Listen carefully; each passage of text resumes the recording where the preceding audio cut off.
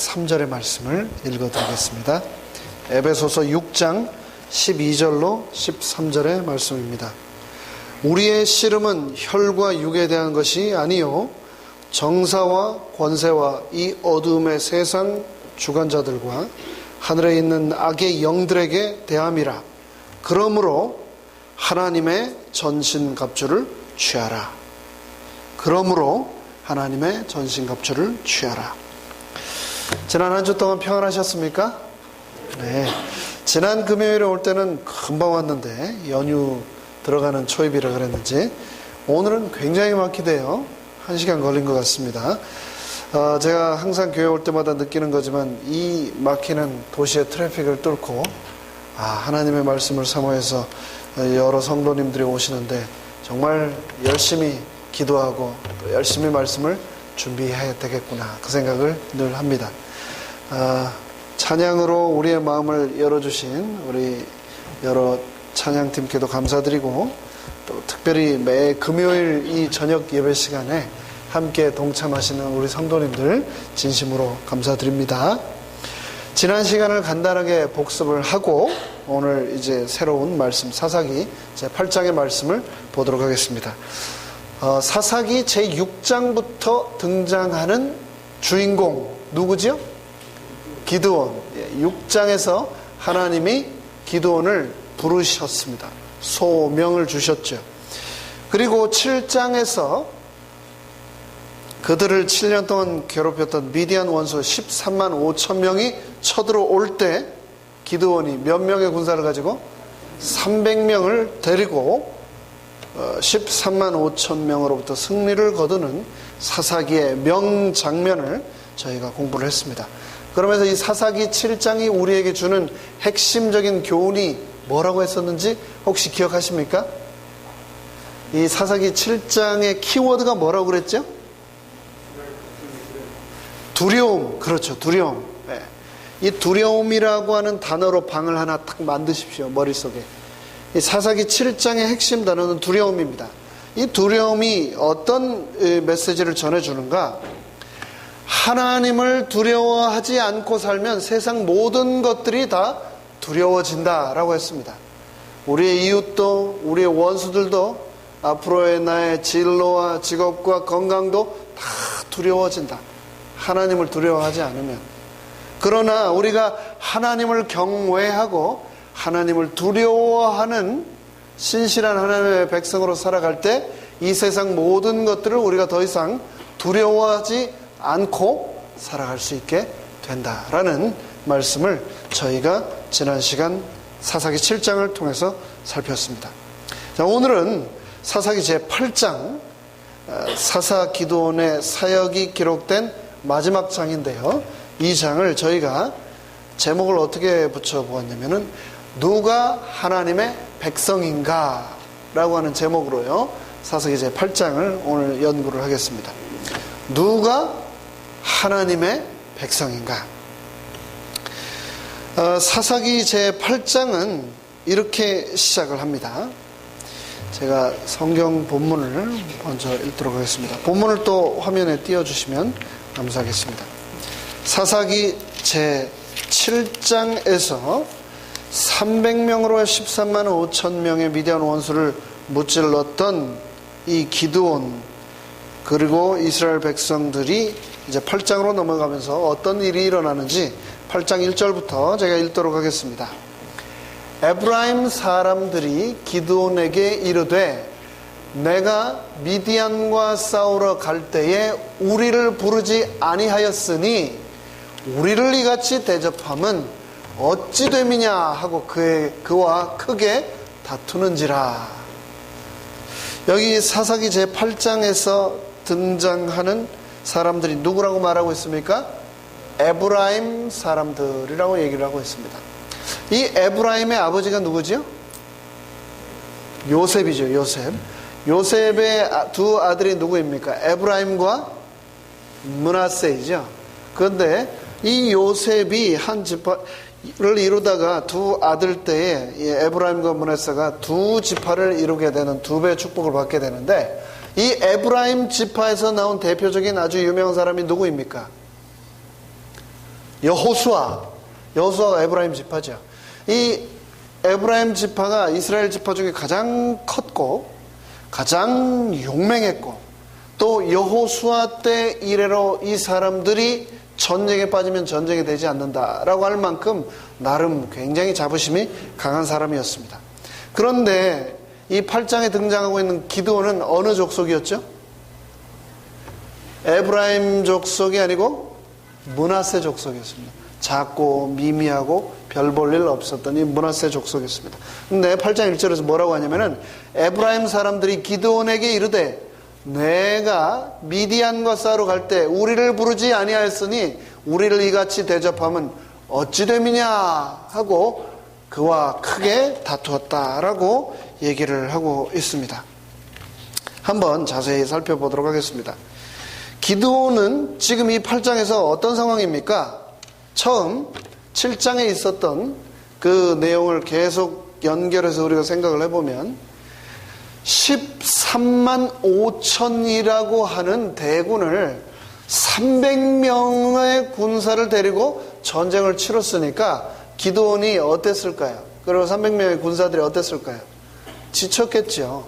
하나님이 분명히 함께 하셨고 하나님이 그들이 서로 치어서 자멸하도록 그 밤에 역사하셨지만 그 전쟁이 밤에 끝나지 않았습니다. 다시 동이 텄고 여전히 이 미디안 남은 군인들을 적군들을 토벌하기 위해 이 기드온과 300명은 계속해서 추격하며 그들을 끝까지 진멸하기 위해 쫓아갔었습니다.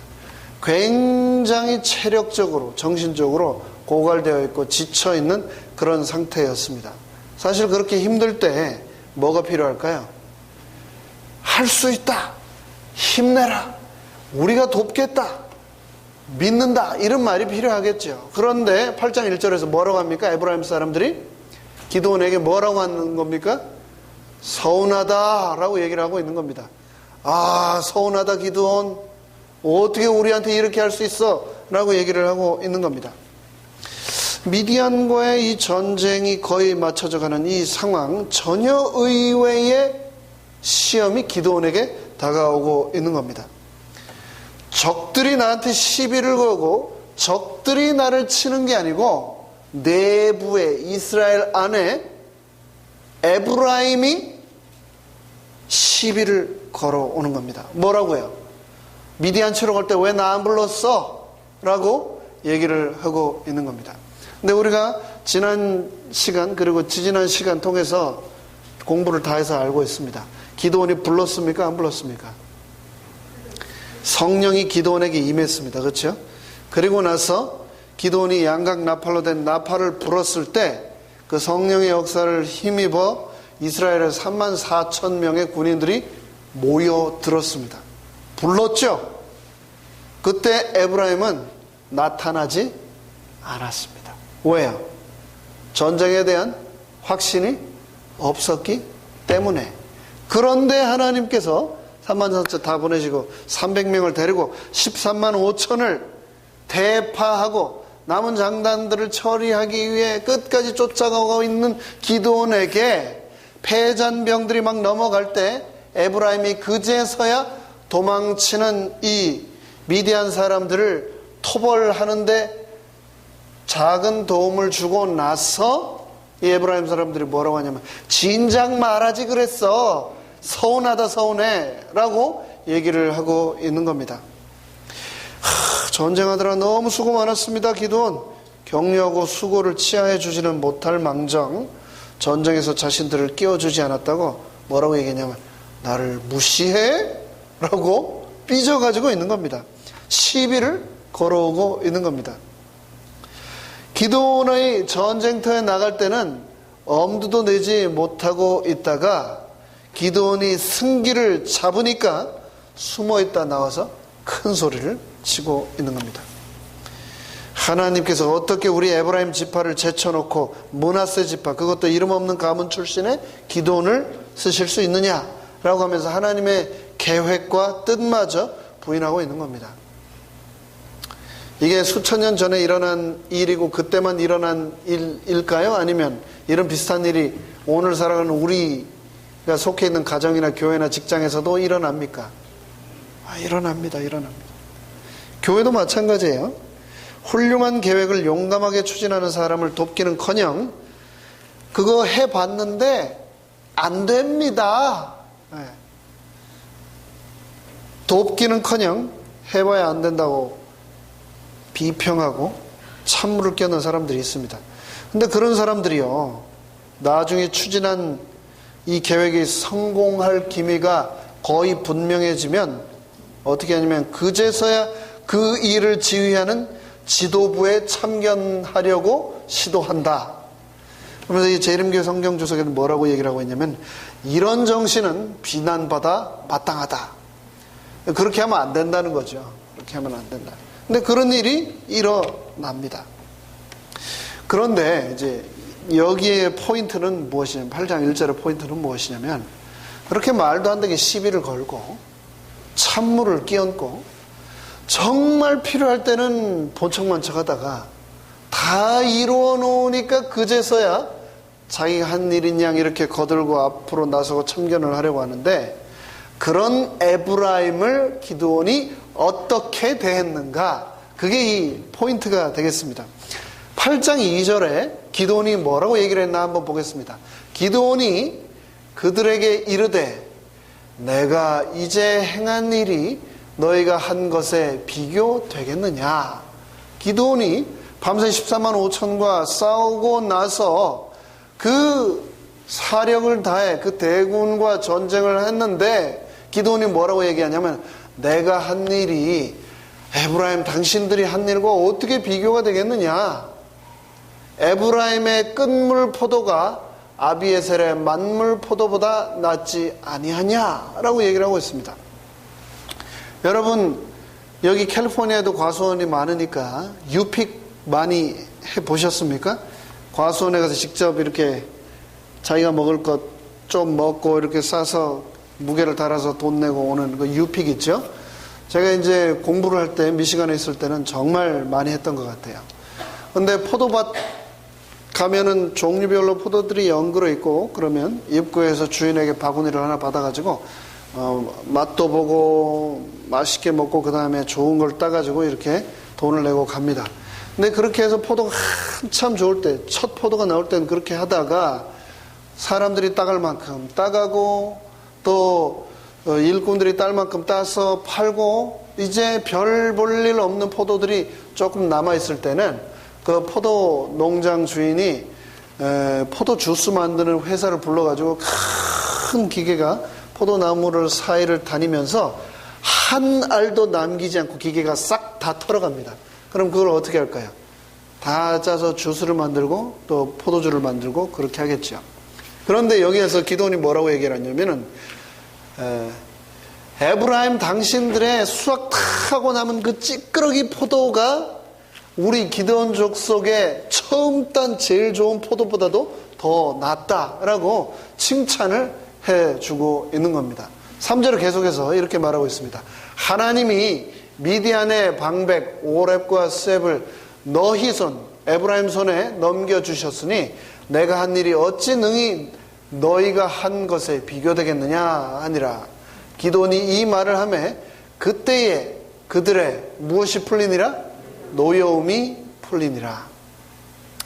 밤새 13만 5천하고 싸웠던 기드온이 자신의 모든 업적을 겸손하게 내리며 그 밤이 지난 후 패잔병들이 도주할 때 뒤늦게 합류해서 오렙과 스웹을 치고 그 패잔병들을 잡는데 마지막 끝물에 도왔던 이 에브라임 사람들을 그래도 너희가 정말 훌륭한 일을 했다.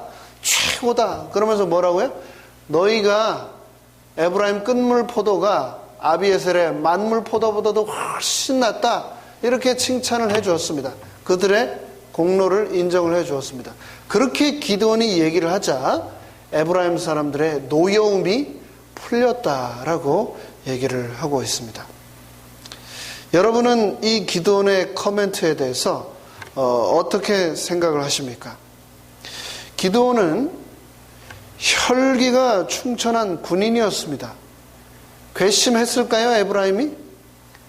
13만 5천과 싸우려고 나가는 판에 비겁하게 나오지도 않고 자신들의 목숨을 보존하기 위해 겁쟁이처럼 있다가 승산이 완전히 기울고 이제 패잔병들을 잡아 죽이려고 하는 그때에 마지막에 합류를 해놓고 이제 와서 자기들을 끼워주지 않았다라고 이렇게 참견을 하고 시비를 하는데, 그 자체만으로도 기드온은 분함을 분명히 가슴으로 느끼고 또 이 미디안을 치기에 앞서서 에브라임에게 본때를 보여줘야 되겠다라고 생각할 수도 있었을 것입니다.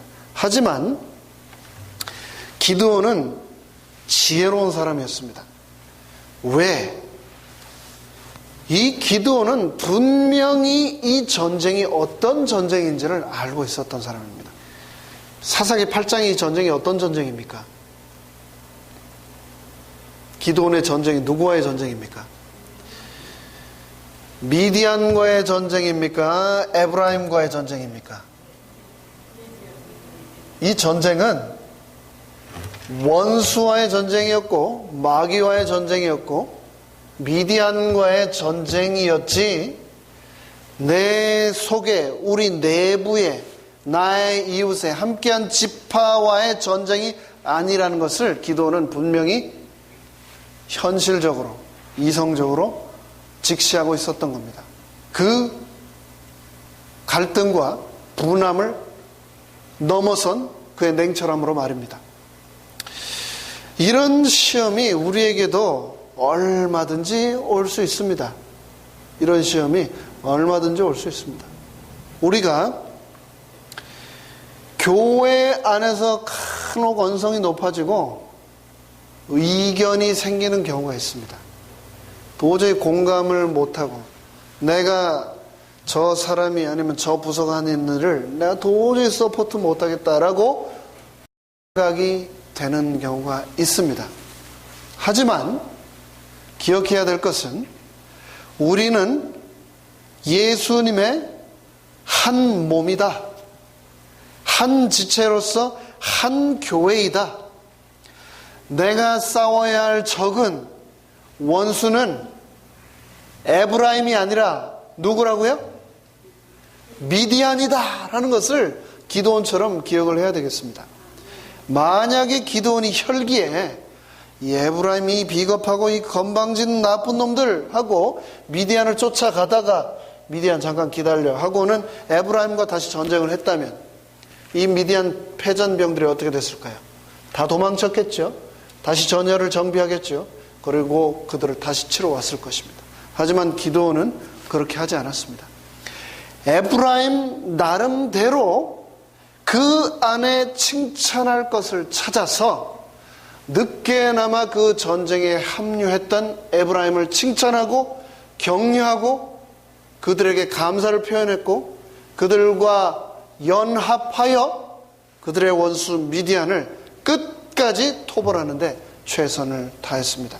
여기에 기드온의 참된 지혜가 있는 거지요. 우리도 똑같습니다. 가족들끼리요. 형님과 동생, 시누이와 올케, 한 가족이에요. 그렇죠? 한 가족. 한 가족인데 가족끼리 이해하지 못하고 가족끼리 싸우면 그 가족이 어떻게 남들과 대해서 세상을 헤쳐나갈 수 있겠습니까? 교회도 마찬가지예요. 교회 내부에 이견이 생기고 서로 서포트를 하지 못하게 되면 결코 그 교회가 부흥할 수가 없습니다. 왜냐하면 사단은 우리 내부의 갈등과 이견을 통해서 우리의 힘을 무력화시켜서 우리의 진짜 적이고 원수인 사단을 놓치도록 하는 게 사단의 목표이고 계획이기 때문입니다. 기드온은 이 시험에 혼동되지 않기 위해서 정신을 똑바로 차렸습니다. 그리고 에브라임과 연합하여 전쟁을 하나님의 뜻대로 성공적으로 마쳤습니다. 혈기를 잠시 누르고 하나님이 주신 그 지혜대로 이 상황을 잘 마무리했던 것입니다. 우리 가족 간에, 우리 성도 간에, 우리 교회 안에 이러한 작은 이견들이 생겨서 서로 시비가 혹 생길지라도 우리는 꼭 기억해야 되겠습니다. 우리가 하는 이 시험은, 이 전쟁은 우리 서로 간에 하는 전쟁이 아니라 누구와 하는 전쟁이라고요? 사단과 하는 전쟁이다. 사단이라고 하는 우리의 원수의 그 목표를 놓치지 않고 우리는 계속해서 이 전쟁을 해 나가야 되겠습니다. 그래서 에베소서 6장 12절 시작할 때 읽었던 말씀, 우리의 씨름은 뭐라고요? 혈과 육에 대한 것이 아니요. 뭐라고 합니까? 정사와 권세와 이 어둠의 세상 주권자들과 하늘에 있는 악의 영들에게 대함이라. 그러므로 너희는 하나님의 무엇을 입으라? 전신갑주를 입으라 라고 말을 하고 있는 것입니다. 우리가 하고 있는 이 땅에서의 대쟁투, 우리의 전쟁은 서로를 향한 전쟁이 아니고 악의 영들을 대함이라는 것을 꼭 기억하게 되시기를 간절히 바랍니다. 임진왜란 때 그들에게 있었던 적은 왜구였습니다. 일본이었습니다. 그런데 조선은 동인과 서인으로 나뉘어서 끊임없이 내분을 일으키고 있었고, 게다가 잘 싸우고 있는 이순신 장군을 벼슬에서 끌어들여 백의종군을 시켰습니다. 그런 나라가 무너지지 않았던 것은 정말 하나님이 함께 하셨고 또 이 이순신이라고 하는 특별한 영웅이 있었기 때문이었겠죠. 그것을 왜구들이 보고 얼마나 좋아했겠습니까? 그래, 계속 싸워라, 계속 싸워라 그랬겠죠. 우리가 싸우면 누가 쾌재를 부를까요? 사단이 쾌재를 부리겠죠. 그러면서 더 싸워라, 잘 싸운다 그렇게 얘기할 것입니다. 우리는 사단의 그런 응원에 넘어가서는 안 되겠습니다. 우리는 혈과 육에 대한 싸움이 아니라 악의 영들을 대하여 싸우고 있다라는 것을 기억하고 하나님의 전신갑주를 입고 기드온처럼 미디안을 향하여 계속 나아가야 하겠습니다. 부자와 선지자 555페이지에는 또 이런 말씀이 있습니다. 원칙에 관하여는 확고부동하고 타협하지 않으며 전쟁에 있어서는 큰 용사인 기드온은 또한 좀처럼 보기 드문 공손한 정신을 나타내었다. 친절한 말, 유쾌한 모습, 그리고 이타적인 예의를 우리는 개발해야만 한다. 이는 그것들이 우리의 품성을 매력적인 것이 되게 하며 존경을 얻게 하며 말과 품성이 있어서 그렇지 않은 경우보다 우리의 유용성을 10배나 증가시켜 줄 것이기 때문이다. 우리가 살아가면서 친절한 말, 유쾌한 모습, 이타적인 예의, 공손한 정신을 개발하면 우리의 유용성이 10배나 더 커질 것이다 라고 미세스 와이스는 말하고 있습니다. 그렇기 때문에 우리는 공손한 정신, 우리의 품성이 매력적인 것으로 되게 하는 것, 이런 일을 위하여서도 또한 열심히 노력을 해야 되겠습니다. 기드온의 이러한 온유와 겸손 때문에 에브라임 지파의 노가 풀렸습니다. 그런데 이 에브라임 지파의 이야기가 여기서 끝나지 않습니다. 또 다시 에브라임 지파가 사사기에 등장을 하는데 간단하게 한번 요약을 해보겠습니다. 8장에서 에브라임 지파가 나왔죠. 이때는 누구와 전쟁을 하고 있었다고요? 미디안과 전쟁을 하고 있을 때였습니다. 근데 12장에서 에브라임 지파가 또 똑같은 얘기를 합니다. 이 12장에서는 암몬 사람들과 전쟁을 하고 있었습니다. 그런데 또 똑같이 얘기를 합니다. 왜 우리를 깨우지 않고 너네끼리 전쟁을 했느냐? 그런데 이 12장에서 암몬과 전쟁을 할 때 사사는 누구였냐면 입다라고 하는 사사가 있었습니다. 8장, 12장 미디안과의 전쟁, 암몬과의 전쟁, 기드온이라고 하는 사사, 그리고 입다라고 하는 사사. 근데 상황은 완전히 달랐습니다. 기드온은 에브라임의 그 자체만으로 뒤늦게라도 전쟁에 참여한 것을 칭찬해주고 감사를 표현했고 계속해서 싸워줄 것을 부탁했던 반면 이 12장의 암몬과 전쟁을 할 때 에브라임은 이때는 아예 전쟁에 얼굴조차 내놓지 않습니다. 그리고 나서 입다는 이 에브라임에 분개하여 에브라임 사람 42,000명을 쳐서 죽여버립니다. 완전히 다른 상황이 벌어지고 있는 겁니다. 사사기 8장과 12장에서 하나가 되어 완전한 승리를 얻은, 그리고 그 후에 40년의 평화의 축복의 기간을 얻은 이야기와 12장에서 같은 이스라엘 족속 가운데서 에브라임 사람 42,000명이 서로 그 사사에 쳐 죽는 그런 슬픈 역사가 기록되어 있는 겁니다. 여기에서 이 8장과 12장의 이 비교를 통해서 사사기가 우리에게 질문을 하나 던져주고 있습니다. 그것은 무엇인가? 누가 하나님 나라의 백성인가? 입니다. 오늘 드린 제 말씀의 제목이죠. 누가 하나님의 백성인가? 하나님 나라의 싸움에 참여하는 자가 하나님의 백성이다 라고 사사기는 말하고 있습니다. 아무리 혈통이 내가 이스라엘 사람이고 아무리 내 몸이 피지컬 이스라엘 영토 안에 살고 있어도 이 땅에 일어난 전쟁에 내가 동참을 해야 이스라엘 사람이다 라고 말을 하고 있는 겁니다. 이 교회의 한 성도가 경제적으로 고통을 받고 있습니다. 가족을 잃어 슬픔 가운데 있습니다. 여러 개인적인 도전들을 받고 힘들어하고 있습니다. 그때 한 성도라면, 한 교회라면 어떻게 해야 될까요? 그 고통을 함께 느끼고 공감하고 돌보아야 되겠죠. 그런데 내 옆에 앉아있는 성도의 눈물이 내 가슴에 전혀 와닿지 않고 내가 전혀 슬프지 않다면 한 교회, 한 성도라고 할 수가 없겠죠. 탈무드에 이런 얘기가 있습니다. 한 가정에 머리가 둘 달린 아이가 태어났습니다. 옛날에도 그랬나 봐요. 이런 이야기가 있는 거 보면. 그런데 이 아이를 호적을 신고해야 될 거 아닙니까? 호적을 신고하려고 엄마가 이제 라삐에게 찾아왔습니다. 라삐요, 이 아이를 한 명으로 신고해야 됩니까? 두 명으로 신고해야 됩니까? 그렇게 얘기를 했습니다. 그러자 이 라삐가 뭐라고 얘기했냐면은 산에 올라가서 딱딱한 박달나무로 회초리를 하나 만들어 가지고 와라 그랬습니다. 저 엄마가 이 막대기를 하나 만들어 왔습니다. 그래가지고 그 막대기로 한 놈의 머리를 힘껏 때려봐라 그랬어요. 그럼 머리가 둘 달린 아이, 한 아이의 머리를 딱 때리겠죠. 그랬을 때 한 아이만 울고 한 아이가 희죽희죽 웃으면 두 아이로 이름을 등록하고, 한 아이가 맞았는데도 또 다른 아이도 울면 이거는 한 아이로 호적에 올려라 라고 얘기를 했답니다.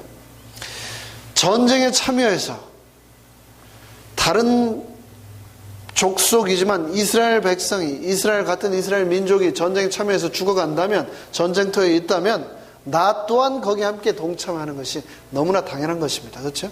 그것이 하나님의 백성이라는 증거겠죠. 그런데 에브라임은 그렇지 않았습니다. 8장에서는 뒤늦게 그나마 전쟁에 참여했지만 12장에서는 아예 얼굴조차 내미지 않았고, 하나님께서는 입다를 통하여서 42,000의 에브라임 족속을 심판하셨습니다. 우리가 싸우지 않고 불평하는 정말 큰 죄를 짓지 않도록 이 사사기 8장의 말씀을 통하여 교훈을 우리가 가슴에 꼭 새겨야 되겠습니다. 이제 그 이야기를 넘어서 8장의 후반부로 가게 되면은 이 전쟁이 마무리가 됩니다.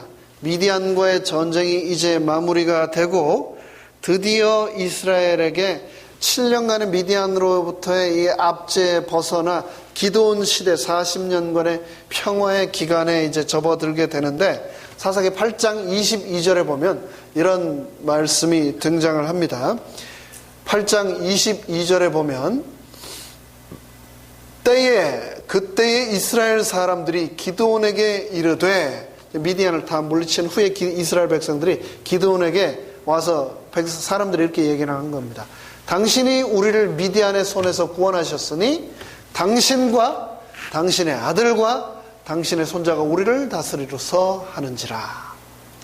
이 22절 안에 있는 숨은 그림 찾기처럼 잘못된 구절, 단어를 하나 집어내 보십시오. 뭐가 잘못된 단어입니까? 잘못된 구절입니까? 그때 이스라엘 사람들이 기드온에게 이르되 당신이 우리를 미디안의 손에서 구원하셨으니 당신과 당신의 아들과 당신의 손자가 우리를 다스리소서 하는지라. 뭐가 잘못됐죠? 맞습니다. 이스라엘 백성들이요 34,000명이 모였을 때 하나님이 무서워하는 자는, 두려워 떠는 자는 그냥 가라고 했을 때 그 자리에서 2만 명이 떠났습니다. 그렇죠? 그나마 남아있던 사람들도 신학가에서 물 먹는 모습을 보고 하나님께서 몇 명만 남기셨습니까? 300명만 남겼죠.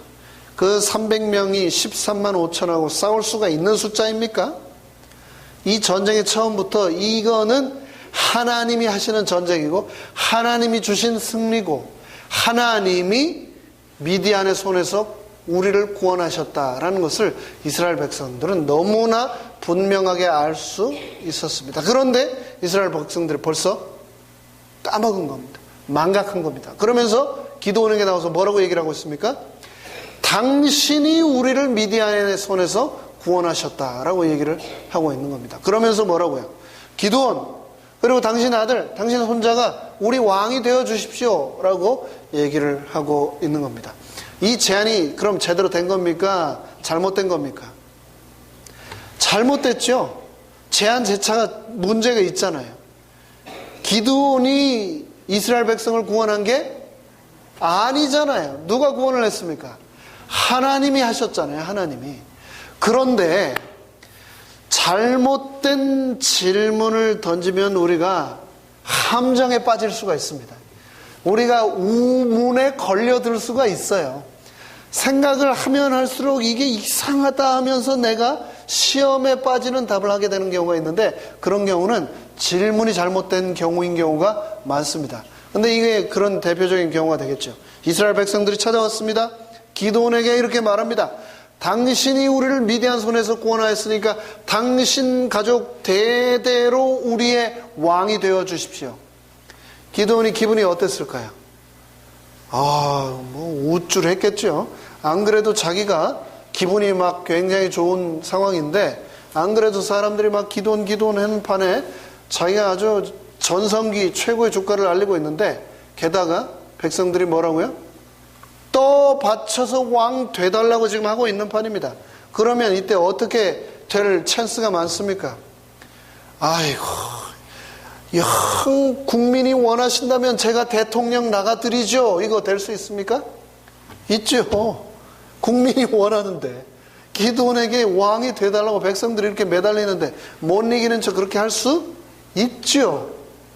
분명히 내가 구원한 거 아닌데 하나님이 하신 건데도 불구하고 그 하나님의 모든 영광을 내가 살짝 가로채서 영광 받고 하나님 자리에 내가 올라갈 수 있는 아주 위험한 유혹의 순간입니다. 그런데 기드온이 23절에서 그의 빛을 발하는 한 말을 합니다. 기드온이 그들에게, 이스라엘 백성들에게 이르되 내가 너희를 다스리지 아니하겠고 나의 아들도 너희를 다스리지 아니할 것이요 여호와께서 너희를 다스리시리라. 아멘. 예. 기드온이 뭐라고 했습니까? 나도 아니고 내 아들, 내 자손도 아니고 이 이스라엘은 누가 다스리신다고요? 여호와 하나님이 다스리시고 여호와 하나님이 우리를 계속해서 승리로 이끄실 것이고 여호와 하나님이 우리를 구원하신다라고 기드온이 말을 한 겁니다. 여기에서 우리가 기드온의 진가를 발견할 수 있습니다. 전쟁에서 승리한 그 모든 업적은 오직 하나님이 싸우셨기 때문이다 라고 하는 것을 기드온은 잘 알고 있었습니다. 우리가 살다 보면 인생에서 잘 나갈 때가 있습니다. 그럴 때 그 모든 영광을, 업적을 누구에게 돌릴 수 있습니까? 나 자신에게 돌릴 수 있습니다. 하지만 바로 그때 우리가 기억해야 될 것은 이 모든 것은 누가 하신 것이다? 하나님이 하신 것이다. 제가 잘 아는 선배 한 분이 있습니다. 입버릇처럼 맨날 하는 말이 있어요. 우리 아버지가 여기 교회 12개를 세우신 분이다. 그것도 똑같아요. 22절하고. 뭐가 잘못됐습니까? 우리 아버지가 교회를 12개 세웠다는 거예요. 그거 누가 한 건데요? 하나님이 한 거죠. 하나님이. 영광을 나에게 돌리는 순간 하나님의 영이 떠나는 겁니다. 사단이 틈타는 거죠. 기도원처럼 우리가 저런 유혹의 순간, 위기의 순간이 다가올 때 하나님을 꼭 기억하게 되시기를 간절히 바랍니다. 여기서 딱 기도원 8장이 끝났으면 얼마나 멋있었을까요? 근데 여기서 끝나지 않고 비극이, 슬픔이 시작됩니다. 오늘 다 할 수 있을지 모르겠는데 한번 해보겠습니다. 여기서 끝났으면 좋았는데 27절에 보면 기드온이 전쟁에서 승리한 것은 하나님이시고 하나님이 우리의 영원한 지도자, 통치자이시다 말해놓고 기드온이 그 전쟁에서 미디안 사람으로부터 사람들이 취한 전리품들을 이제 가져오라고 말을 합니다. 그 중에서 특별히 뭘 얘기하고 있냐면 낙타와 사람들이 귀에 메고 있던 귀걸이, 금을 자기에게 가져오라고 얘기를 합니다. 그래서 그것을 걷어 다 들여보니까 그 금의 무게가 1700세겔이었다라고 26절에 말하는데요. 1700세겔을 오늘날로 환산을 하면 약 20kg, 40파운드가 조금 더 되는 양의 금을 이제 모으게 된 겁니다. 그걸 가지고 기드온이 뭘 만들었냐면 에봇을 만들었습니다. 에봇. 에봇이 뭔지 잘 아시죠? 에봇하고 로봇이 아닙니다. 에봇이에요. 에봇. 에봇은 뭐냐면 제사장들이 성소에서 일을 할 때 제사장 옷을 입었죠. 근데 그 제사장 옷 위에 덮어서 입는 조끼 같은 건데 길이가 무릎까지 온다고 했습니다. 앞뒤로. 큰 조끼 같은. 그리고 거기에 12보석 위에 12지파의 이름이 새겨져 있었다고 했습니다. 근데 그 에봇을 기드온이 만든 겁니다. 자기가. 금으로 만든 거죠. 왜 만들었는가? 왜 만들었는가? 결론부터 말씀을 드리자면은 기드온은 내가 뭐 이 정도로 국민이 다 원하고 전쟁에서도 승리했는데 제사장 내가 굳이 통해서 하나님한테 물어봐야 되나? 내가 직접 하나님한테 물어보지. 에봇이 하나님께 기도를 드리고 하나님의 그 판결을 기다릴 때 사용하던 그 옷이었거든요. 그러니까 그걸 자기가 직접 만든 겁니다. 하나님이 내가 다 해도 이 정도는 눈 감아 주실 거야 라고 하는 착각에 빠지게 된 겁니다. 그리고 실로라고 하는 지역에 있던 하나님의 성소로 찾아가서 하나님의 말씀을 들으려고 한 게 아니고 오브라라고 하는 지역에 있던 자기 집에다가 이 에봇을 만들어 놓고 자기 집에서 그냥 하나님의 말씀을 나름대로 판단하고 하나님이 말씀하셨다라고 결정하고 그대로 행하려고 했던 겁니다. 그렇게 해서는 안 되는 거죠. 그렇죠? 내 집에서 내가 만든 에봇 가지고 내 마음대로 하나님이 이렇게 말씀하셨다라고 결정해서는 안 되는 거죠. 기드온을 막을 사람이 아무도 없었습니다. 기드온이 그렇게 했습니다. 그러면서 이스라엘에 하나님은 어느덧 조용히 잊혀지고 기드온이 만들었던 에봇이 바알을 대신하는 우상이 되어서 이스라엘 백성들은 또다시 우상 숭배의 나락으로 빠져들게 됩니다. 한 지도자의 이 비그리스도인적인 엄청난 경박했던 짧았던 이 생각이 주위에 있던 수많은 사람들을 우상 숭배의 나락으로 이끌었던 슬픈 역사가 이 사사 기드온의 그 위대한 업적 마지막을 장식하면서 기드온의 모든 업적을 다 지워버리고 있습니다. 그러면서 이 기드온의 마지막 모습이 이렇게 기록되고 있습니다. 29절로 30절에 보면 기드온은 분명히 뭐라고 했냐면 나는 왕이 아니다. 될 수가 없다. 왜냐하면 여호와 하나님이 이 모든 일을 이루셨기 때문에 하나님이 우리를 다스릴 것이다 라고 말은 했는데 29절에 보면 이렇게 얘기를 하고 있죠. 요아스의 아들 여룹바알, 여룹바알이 바로 기드온이죠. 여룹바알이 돌아가서 자기 집에 거주하였는데 에봇 갖다 놓고 자기 집에서 이제 왕은 아닌데 왕을 한 겁니다. 어떻게 알 수 있는가? 기드온이 아내가 많음으로 몇 명이었는지는 모릅니다. 그런데 그의 몸에서 낳은 아들이 몇 명이요? 70명. 기드온 아들이 70명이었대요. 그럼 딸까지 합치면 몇 명 됐을까요? 그냥 확률로 반반 따지면 아들 하나에 딸 하나 낳았다 생각하면 140명. 그런데 그게 전부가 아니었어요. 31절에 첩도 있었어요. 첩.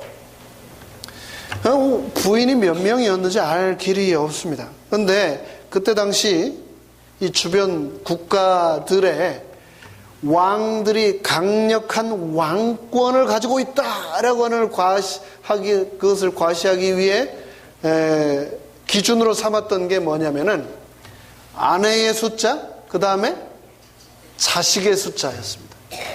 기드온이 왕이었습니까? 아니었습니까? 왕 아니었는데 왕이 하던 거 다 했어요. 와이프가 몇 명인지도 알 수 없고 수많은 자식들을 낳아서 거느리면서 자신이 가지고 있던 부와 권력을 자기 집에 거주하면서 다 누리고 있었던 겁니다. 그리고 거기다가 종교적으로 에봇을 만들어서 분명히 군인으로 전사로 사사로 부르셨는데 스스로 제사장의 일까지 감당하며 이스라엘을 우상숭배에 빠뜨렸던 이 기드온의 슬픈 인생 역사의 마지막을 보면서 우리가 하나님의 백성이라면 그분의 전쟁터에 나가되 언제까지? 끝까지 인생 우리의 목숨이 다하는 그 끝까지 나는 하나님의 백성이고 하나님의 군인이다 라는 것을 잊지 말아야 한다라는 귀한 교훈을 기드온은 주고 있습니다. 오늘까지 해서 우리가 지난 3시간 동안 사사기 6장, 7장, 8장의 말씀을 연구했습니다. 6장에서 정말 보잘것없던 겁쟁이, 포도주 틀 안에서 몰래 곡식을 빻고 있던 그 기드온, 하나님이 부르신 소명에 대한 확신도 없어서 양털을 적셔 주십시오, 마르게 해 주십시오, 뭐 그렇게 해가면서까지 그 소명에 대한 확신이 없던 그 겁쟁이 기드온이 하나님을 믿고 하나님을 두려워함으로 미디안 13만 5천을 두려워하지 않고 이스라엘 민족에게 해방과 40년의 평화의 기간을 주었던 이 민족의 위대한 첫 번째 왕이 될 뻔했던 이 기드온, 하지만 그의 인생 마지막 순간 자신이 모든 것을 다 감당할 수 있다고 하는 하나님의 자리를 대신 취함으로 우상 숭배에 빠져들었던 이 기드온의 슬픈 역사를 통해서 우리는 끝까지 하나님의 백성으로서 충성을 다해야 하겠다라고 하는 귀중한 교훈을 얻게 되었습니다. 아무쪼록 이 기드온의 역사, 6장, 7장, 8장의 역사를 통해서 처음부터 우리를 하나님이 부르신 소명의 그 순간부터 예수님이 우리를 부르시는 그 순간, 재림의 순간까지 우리가 충성을 다하며 하나님의 전신갑주를 취하는 사랑하는 모든 세레토스 교회 성도님들 되시기를 간절히 바라면서 말씀을 마치겠습니다. 아멘.